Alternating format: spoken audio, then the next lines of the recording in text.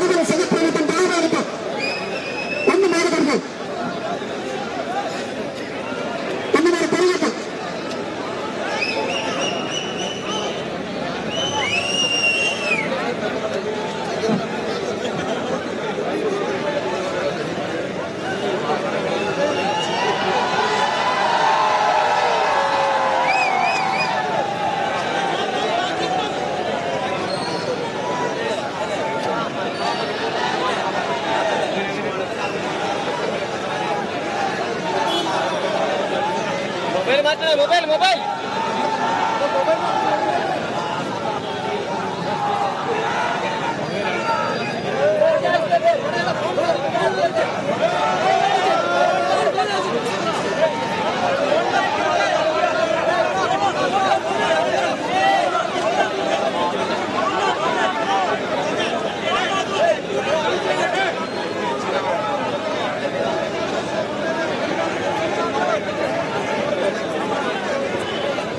ഈ ഭാഗത്ത് നിന്നുള്ള ചെന്ന പന്തകത്തിൽ നടപടിക്കണം. ശൃംഖലയുടെ കടന്നു വരണം. ഒരു പന്തം കത്തിച്ചിട്ടുണ്ട്. അതെല്ലാവരും കൈയടക്കണമെന്ന് അറിയിക്കുന്നു.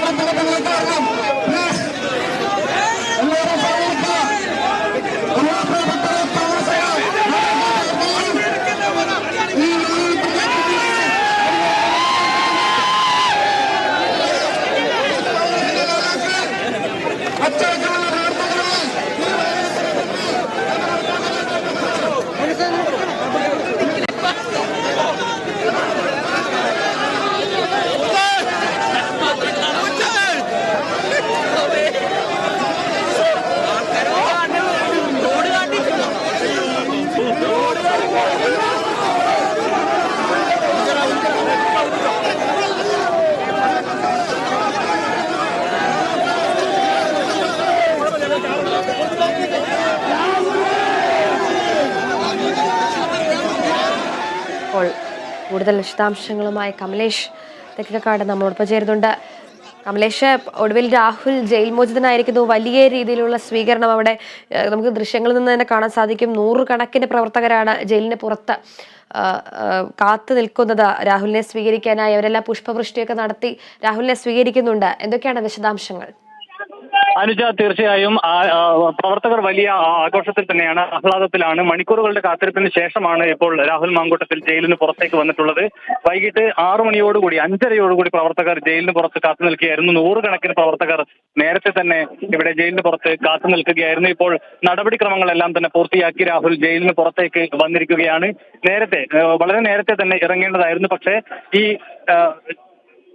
ഫൈൻ അടക്കുന്നതുമായി ബന്ധപ്പെട്ട് ചില സാങ്കേതിക പ്രശ്നങ്ങൾ ഉണ്ടായിരുന്നു. ഇത് പൂർത്തിയാക്കിയതിനു ശേഷം, അതായത് ഈ സാങ്കേതിക തടസ്സങ്ങളെല്ലാം നീക്കിയതിനു ശേഷം ജയിലിലെത്തി നടപടിക്രമങ്ങളെല്ലാം പൂർത്തിയാക്കിയാണ് ഇപ്പോൾ രാഹുൽ ജയിലിന് പുറത്തേക്ക് വന്നിട്ടുള്ളത്. 4 കേസുകളാണ് രാഹുലിനെതിരെ ഈ മാർച്ചുമായി ബന്ധപ്പെട്ട്, അതായത് സെക്രട്ടേറിയറ്റ് മാർച്ചും അതുപോലെ തന്നെ DGP ഓഫീസ് മാർച്ചുമായി ബന്ധപ്പെട്ട് രജിസ്റ്റർ ചെയ്തിരുന്നത്. ഇതിൽ 2 കേസുകളിൽ നേരത്തെ തന്നെ രാഹുലിന് ജാമ്യം ലഭിച്ചിരുന്നു. ഇന്ന് 2 കേസുകളാണ് കോടതി പരിഗണിച്ചത്.